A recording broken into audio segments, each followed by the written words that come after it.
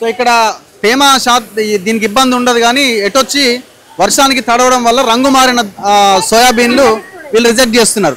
ఏదైనా దుమ్ము ఉంటే దీని ద్వారా వీళ్ళు ఇట్లా బట్టి మళ్ళీ దాన్ని చేస్తున్నారు.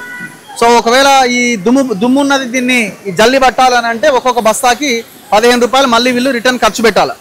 ఇక్కడ ఉన్న కూలీలకి మళ్ళీ అదంతా. మీదేనా ఇది? మీదా?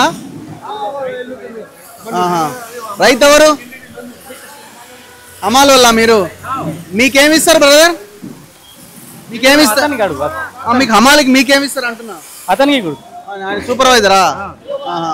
ఆయన కింద పని చేస్తారా?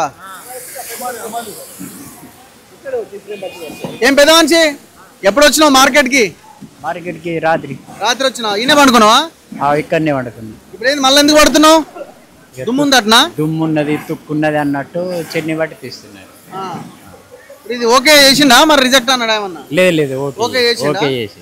ఎంత పండింది ఈసారి?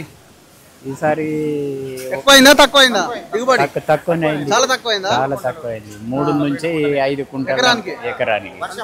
వర్షం పడుతుంది. మరి ఇప్పుడు నష్టపరిహారం ఇచ్చిన ఎకరాకు 10,000 అటు ఇట్లా అన్నారు, ఏమన్నా వచ్చిందా మనకు? ఏం రాలేదు. రాసుకపోయారా? రాసుకపోయారు కానీ ఏం రాలేదు. ఎవరికి రాలేదు రాసుకపోయినా ఇంకెవరికి రాలేదు. గవర్నమెంట్ రెస్పాండ్ అవుతుంది సరిగ్గా? మంచి మాల్ ఉంటే రెస్పాండ్ అవుతున్నది. మంచి మాల్ నాణ్య మాలకు రిజెక్ట్ అని రాస్తున్నారు. మరి ఇప్పుడు దీనికి చెన్ని పెట్టిర్రు, కచరా ఉంది.